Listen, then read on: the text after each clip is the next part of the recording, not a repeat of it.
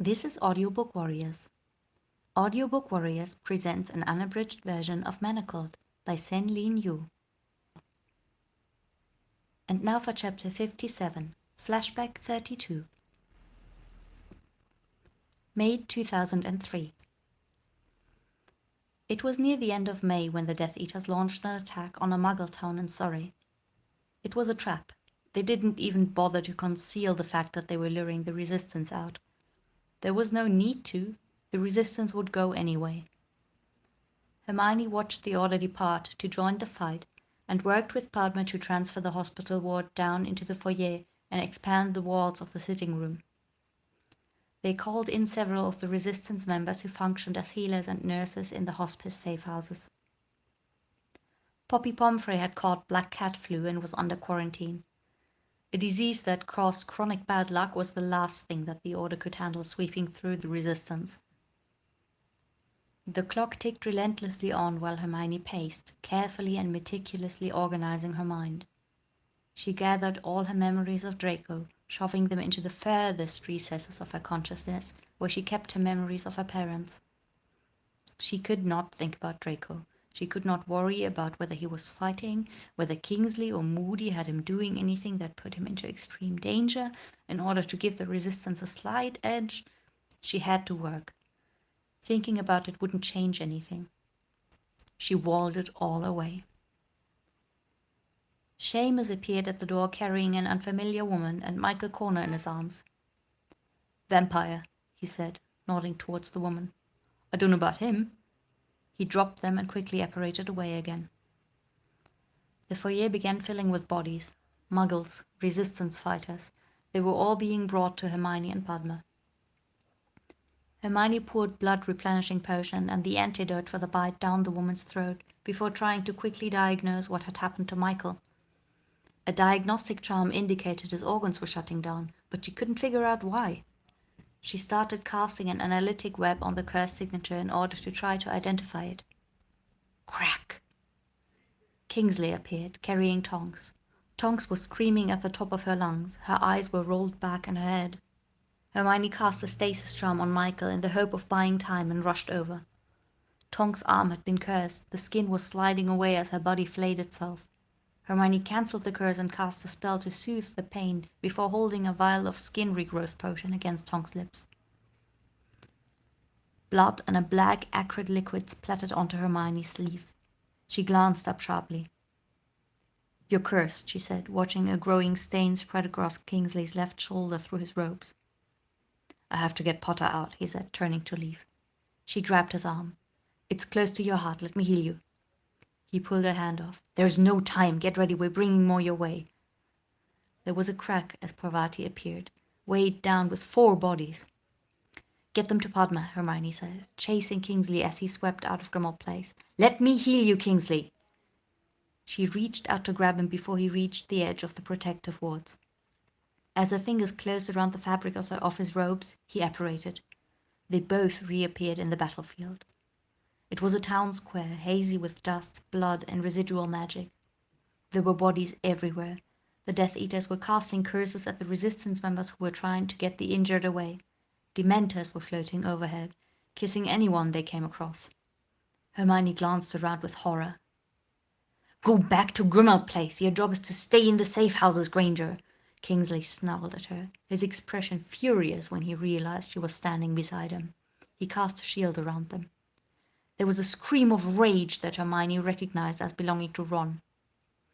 "Get back to the safe house, Granger," Kingsley said over his shoulder as he moved towards the sound. Hermione prepared to apparate, but just before she vanished, her eyes landed on a boy lying on the ground. His stomach was torn open, likely by a hag or a werewolf. She knelt down and checked his pulse. Too late, he was already dead. There was a wand in his hand, a Resistance fighter. He couldn't have been 14.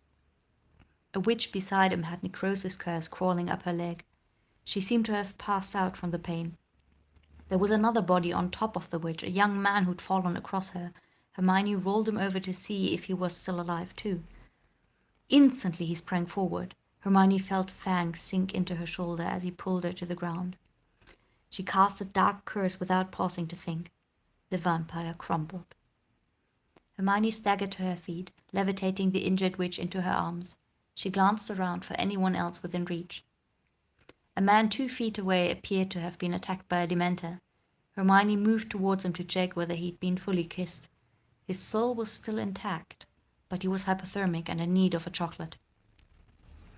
An icy sensation came over her. She looked up sharply to find several Dementors closing in. Hermione took a deep breath and cast a Patronus. A flash of light shot from her wand, but her Patronus failed to corporalize. As her Patronus drove away the Dementors, she pulled the wizard's arm over her shoulders and readied herself to apparate. She sagged under the weight and cast a quick lightning charm. As she did so, there were several cracks of apparition. Hermione gripped the bodies more tightly as she looked up. 4 masked Death Eaters had appeared less than 10 feet away.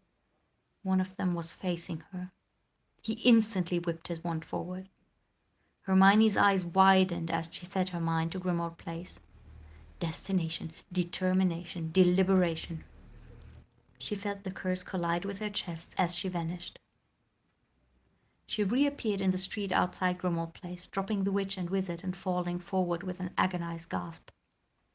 She was vaguely aware of swearing and someone grabbing her and dragging her up the steps into Grimmauld Place.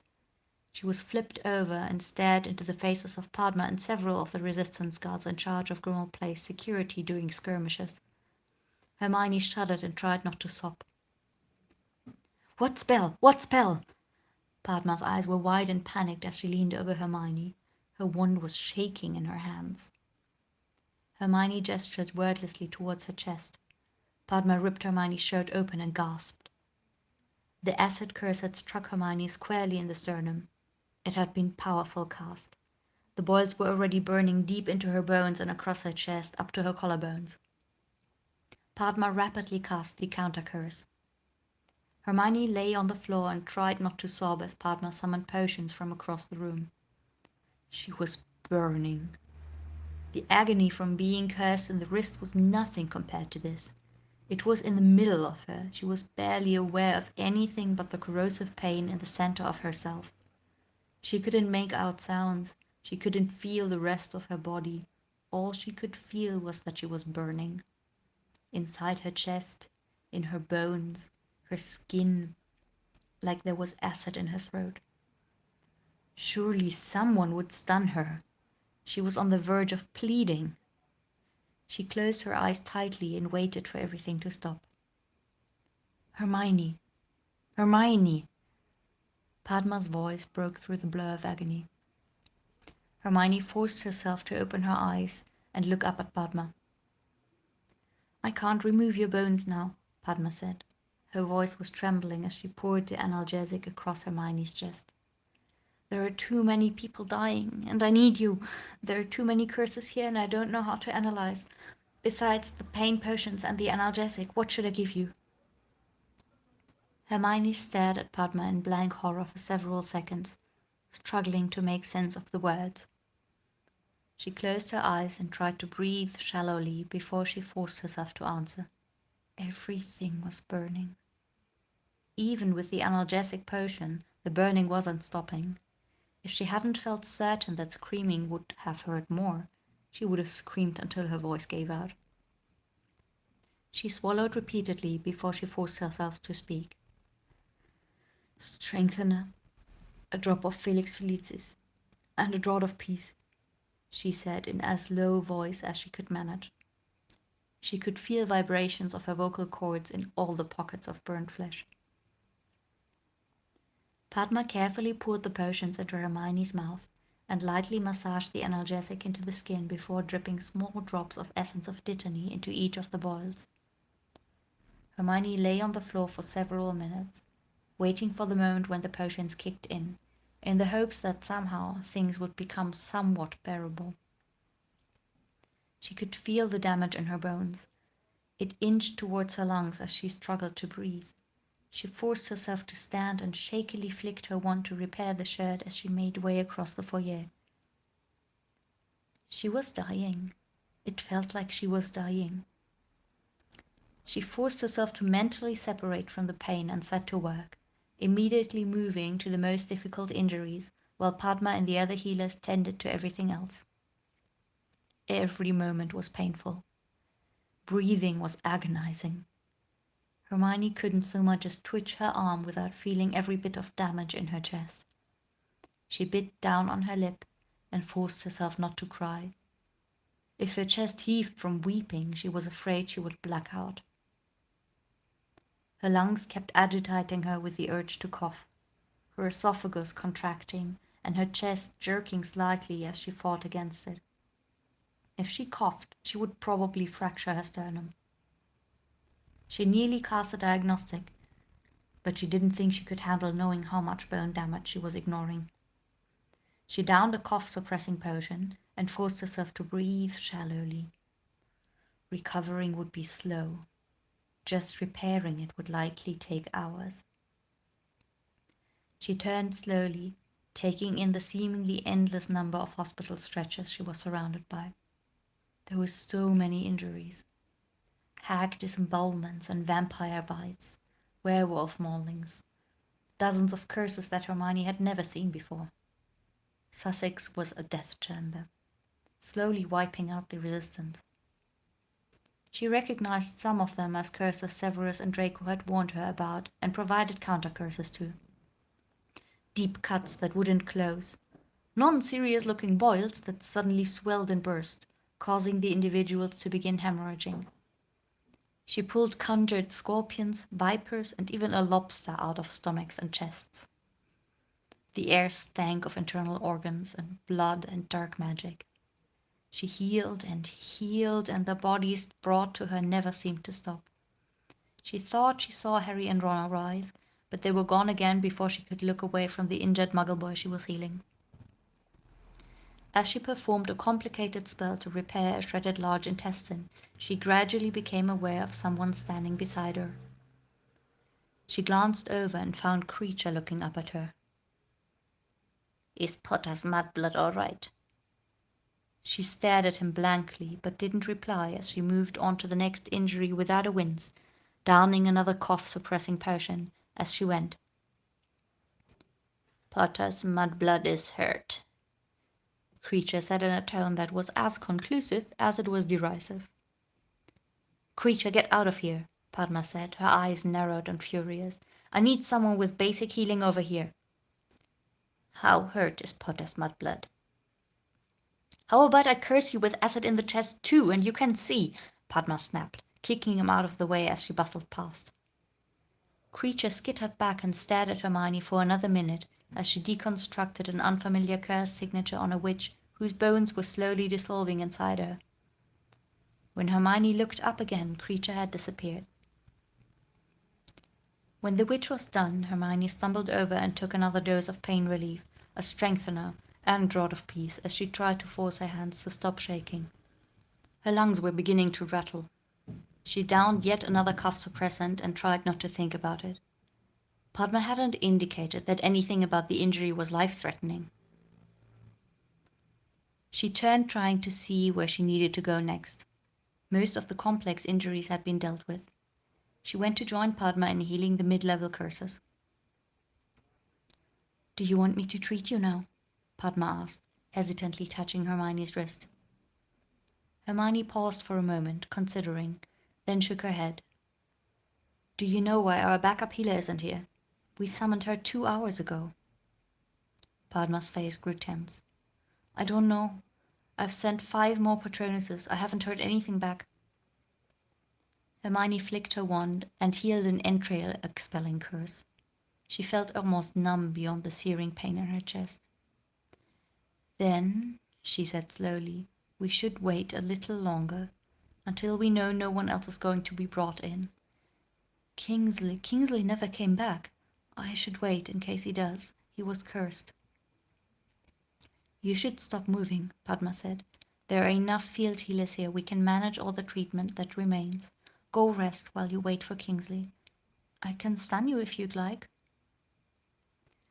"No, it's more bearable if I have something else to concentrate on. Just give me something that doesn't require me to move my arms." "Okay, why don't you close the cuts?" All the ones over there have had the curses removed. That's just a wrist movement. Padma's face was grey with worry and guilt as she stared at Hermione. Hermione nodded and turned to go. She was beginning to suspect that her injury was beyond Padma's abilities. The lung and esophagus damage she could sense would require advanced healing magic and possibly 2 healers in order to coordinate the spell work. With Pomfrey sick, without their healer from St. Mungo's making an appearance, Hermione was the only person who knew it all. Hermione would need to stay conscious while Padma removed Hermione's sternum and ribs and repaired her lungs and throat in order to instruct her about how to do it. The mere thought had Hermione on the verge of breaking down. She would probably black out from the pain and have to be renovated repeatedly. Her hands started trembling violently. She closed her eyes and tried to breathe. Her chest spasmed, and she gave a low gasp of pain. She needed to make sure everyone else with serious injuries was healed, so Padma could heal her uninterrupted. It would be worse if Padma had to take breaks. Maybe if Kingsley came back, he'd be able to heal her. Hermione opened her eyes and blinked dazedly. Kreacher had appeared once again and was standing in front of her. Potter's mudblood is still working, he said, looking her up and down. Hermione began to move around him. As she passed him, she felt his bony hand reach up and grab her wrist. She glanced down in surprise as she felt herself vanish. The squeeze of apparition on her damaged bones was mind-bending. She felt them fracture as she reappeared. She gave an agonized cry, and the bones ground together. The cry made her chest abruptly expand and contract, resulting in a sharp, searing pain as something snapped inside her chest. She screamed. She fell forward and felt herself caught by the shoulders. Everything hurt and hurt and hurt, blinding, blinding pain. She was barely conscious of anything else. Every time she sobbed, she felt the bones grind together and break inside her chest. She kept trying and failing to stop. Stupefy. When she reawakened, she found herself immobile. Glancing around wildly, she found Draco staring down at her, pale and wide-eyed. She stared at him. You. She felt her jaw clench with anger and had to force the words out. What did you do? You were injured. What do you think I did? His voice was vibrating with intensity. Hermione tried to look down and found that she couldn't move her neck. She was paralyzed. She rolled her eyes down toward her chest. It was wrapped in bandages and exoskeleton cast that supported her lungs, while her sternum and ribs were regrowing. She could feel the sharp, needle-like pricking of the scaligro. It had been hours since she had been knocked out based on the regrowth she could sense. I was going to be treated. The sensation of having no upper ribs, sternum, or clavicles was horrifying. She couldn't move her arms, torso, or neck. Her fingers twitched. I was waiting for Kingsley. You nearly died. Draco's voice was shaking. You were dying. He might have come back. He might be there now. She gasped and tried to make her head turn. He was cursed. I have to go back. Shacklebolt is dead. Her eyes started up and she looked at him, horrified. How do you know? What do you know? She said in a voice that shook with outrage. I killed him.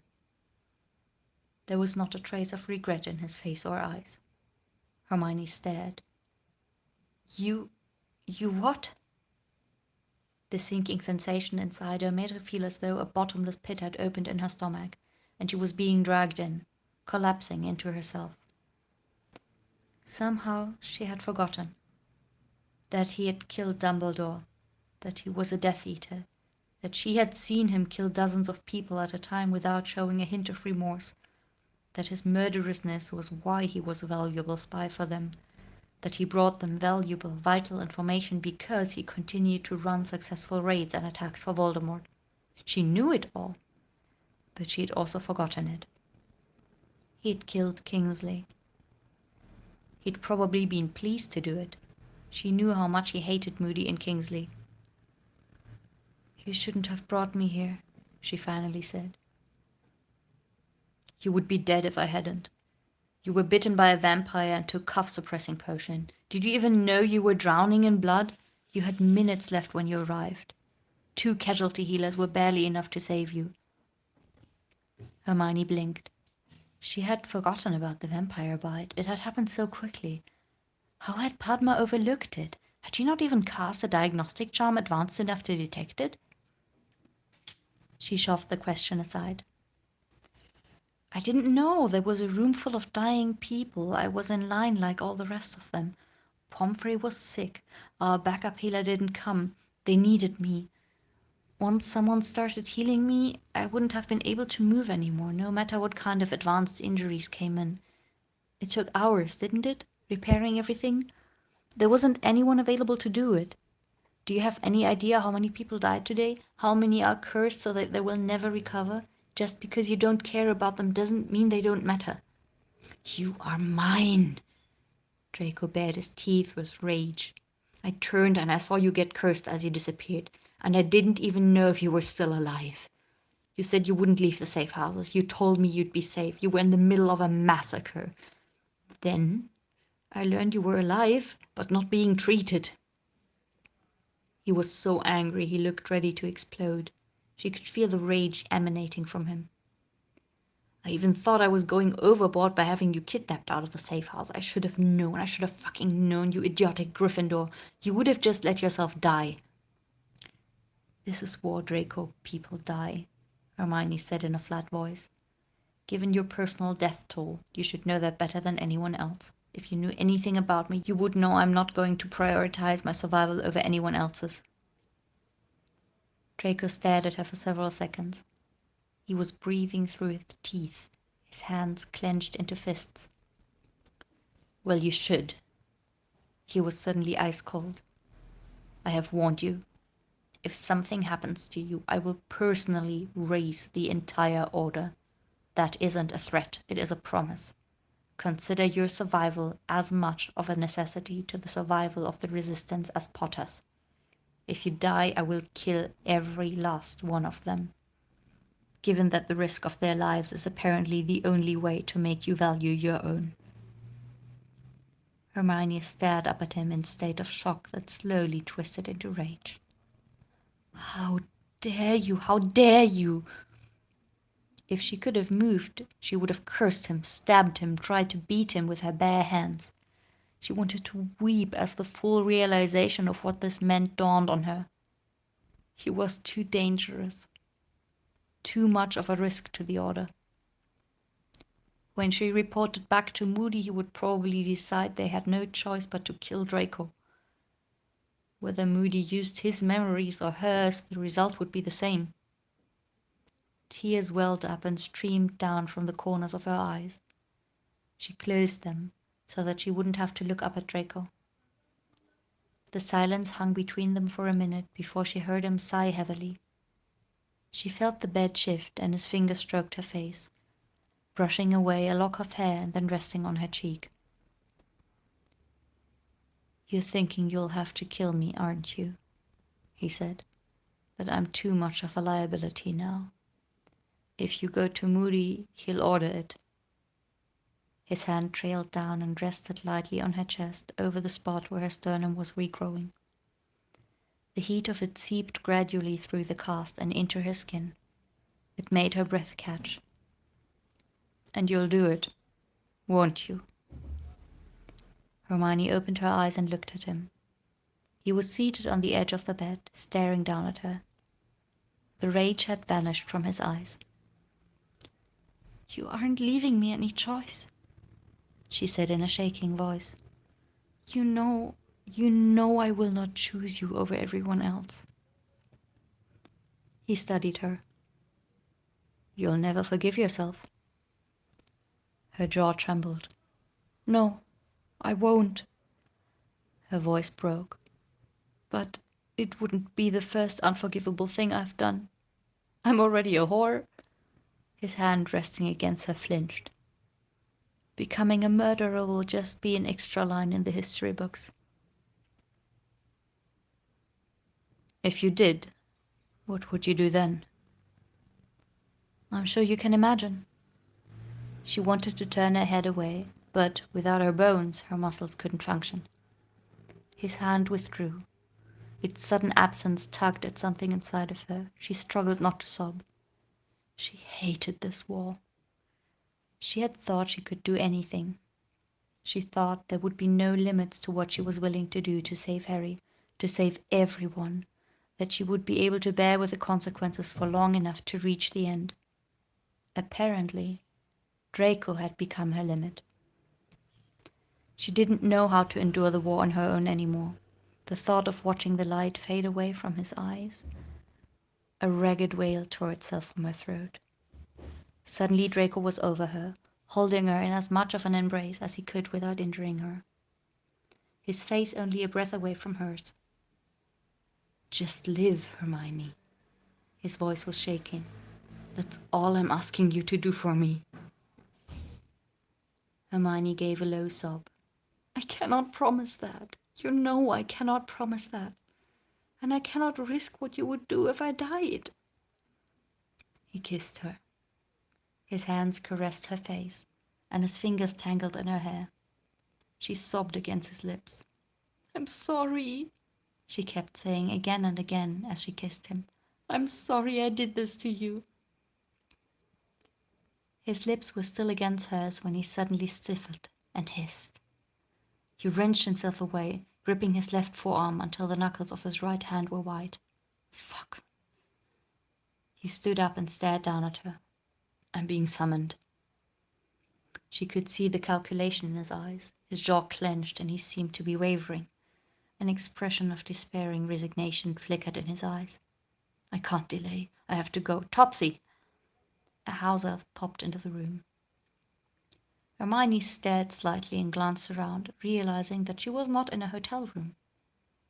Am I in Malfoy Manor? Her voice shook with disbelief. Draco gave a short nod, his expression brittle. I had to bring you here.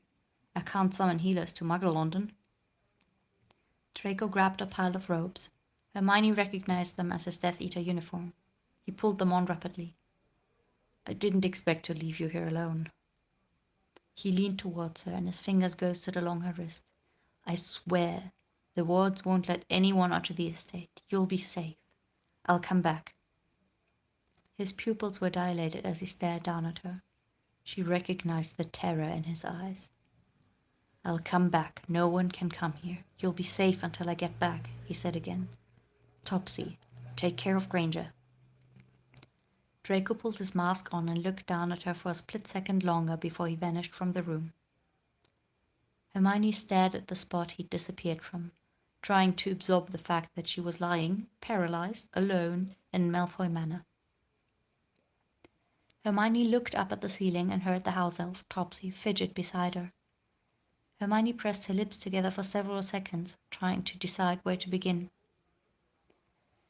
Does Creature come here often? Hermione finally asked, turning her eyes to look at Topsy. Topsy stared back at Hermione with her enormous eyes and nodded. Creature is coming most months to see the Master. Creature serves the noble house of Black. The Master is the last Black left. I see. Hermione was seething internally. What does Creature do when he comes to see Draco? He is telling the Master about Granger and the Order of the Phoenix. And Creature is maintaining Mistress Malfoy and Mistress Lestrange's gravesites. That is how the Master was finding that Creature serves the House of Black still. Hermione looked back up the ceiling and licked her lips. How long has Draco known that? Topsy is not knowing. Topsy is thinking it was maybe for a year. Hermione pressed her lips together as she reviewed the timeline of her interactions with Draco. What kinds of things does Creature tell Draco about me and the Order of the Phoenix? Topsy shifted and her eyes dropped to the floor. Topsy is not knowing. Master is mostly talking to Creature alone. Hermione rolled her jaw. How often does Draco come here? He is not coming here very much. Topsy and the elves is doing their best, but he is not liking to be here. He is only coming to meet Death Eaters and visit Mistress Malfoy's grave. There was a silence as Hermione struggled to decide what to ask next. Do you know what happened to the healers Draco brought here to heal me? Topsy was silent. Did you kill them? Hermione's voice rose sharply. Topsy is not knowing. Hermione let out a quick gasp and fell silent for several minutes. Is Miss Granger wanting anything? Topsy stepped closer and stared at Hermione. Topsy can be bringing food or tea or broths or whatever the miss is needing. No, I don't need anything except for my bones to finish growing so that I can move. Hermione wanted to explode with rage. She was going to kill Kreacher. How had the Order overlooked such a horrific vulnerability? If Kreacher was willing to kidnap her out of Grimmauld Place at Draco's request, what else could Draco have used him for? She lay there while her mind raced. She twitched her fingers slightly and experimented with how much she could move. Draco returned after an hour.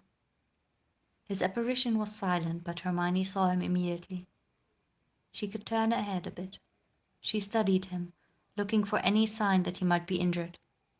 His expression was tense, but there was nothing that indicated he was hurt or had been crucioed.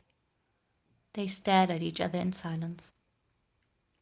What happened to the healers you called here? Hermione finally said. Her voice was ice cold. Draco's eyes flickered briefly. Obliviated. Really? Two dead healers could raise questions, Draco said with a shrug. So you would have killed them, but didn't because you decided it wasn't worth the inconvenience? Draco's eyes flashed. Yes, Granger, for convenience, which, as you know, I have so abundantly in my life with my two mutually exclusive masters. Hermione felt the guilt catch in her throat. I don't want you to kill people because of me. Draco gave a barking laugh and appeared amused as he stared down at her. What exactly is it that you think I do with all my time? I kill people. I order other people to kill people. I train people to kill people. I sabotage and undermine people so that they will be killed, and I do it all because of you. Every word, every spell. Because of you. Hermione flinched and gave a low gasp as though she'd been struck. Draco's vicious expression immediately vanished. Granger, I didn't... Hermione jerked her head slightly and tensed her jaw. No. Don't try to take it back. It's true. What you said is entirely true. Everything you do is on my head too. Every spell. Her voice wavered and faded. Don't. He sat on the edge of the bed and picked up her hand. Don't carry it. It's not yours. Stop carrying this fucking war on your shoulders. It is, though. I did this to you. She squeezed his hand in hers. Someone should regret it all. You don't have the time or space to hesitate. It makes more sense for me to carry it. Maybe if I do, you'll stop someday. Draco stilled and his mouth twitched. Instead of responding, he drew his wand and cast the diagnostic spell she taught him. They both studied it.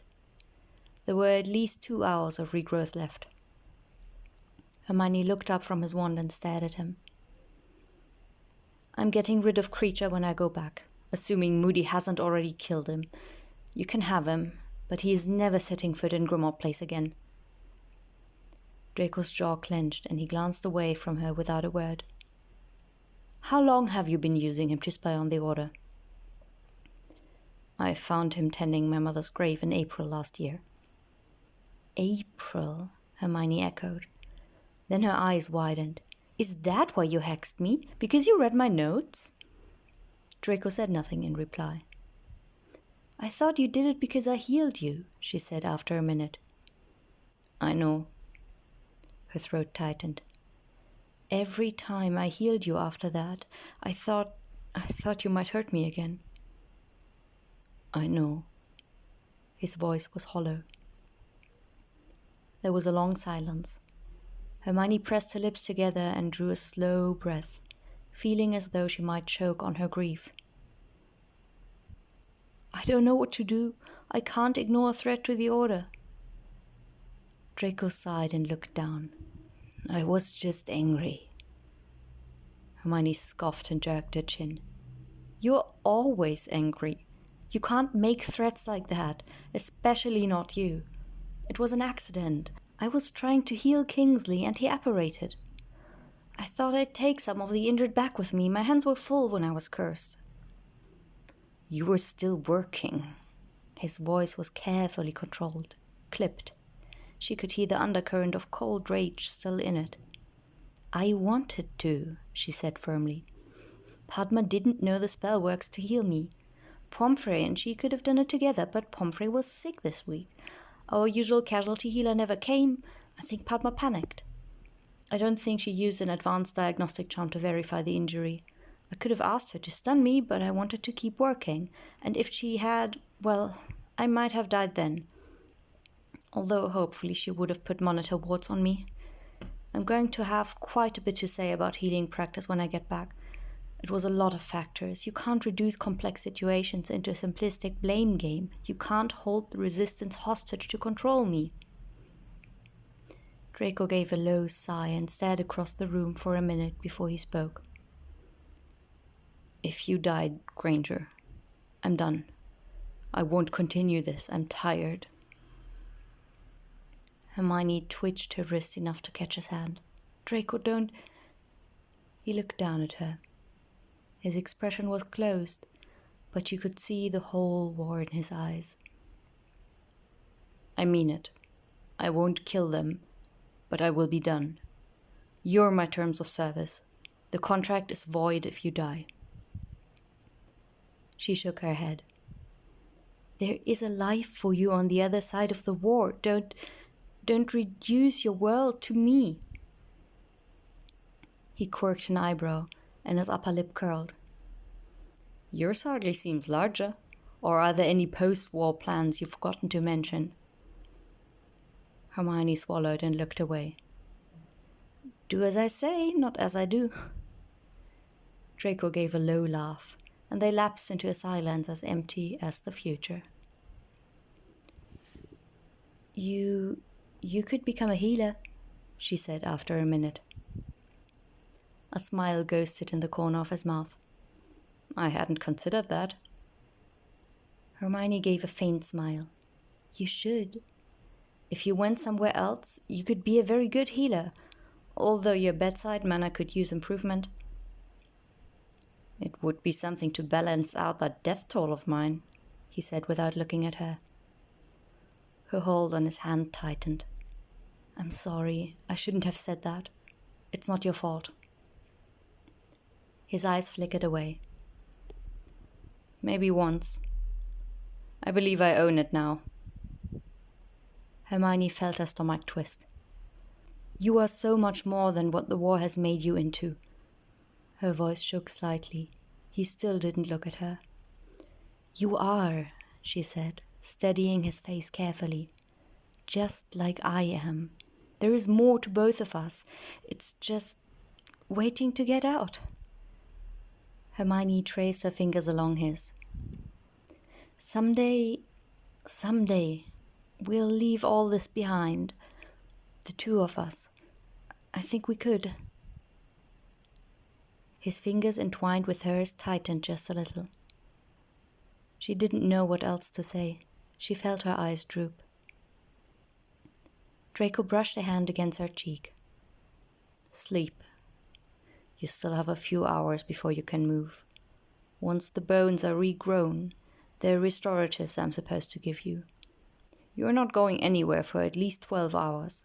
I received precise instructions to ensure I'll know if you try to leave or apparate prematurely. Hermione rolled her eyes. 12 hours is excessive. It's the bare minimum, as you well know.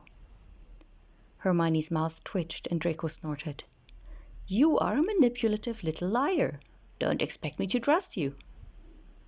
Hermione's eyes slid shut, and she suddenly gripped his hand tighter. Don't leave me alone in this house.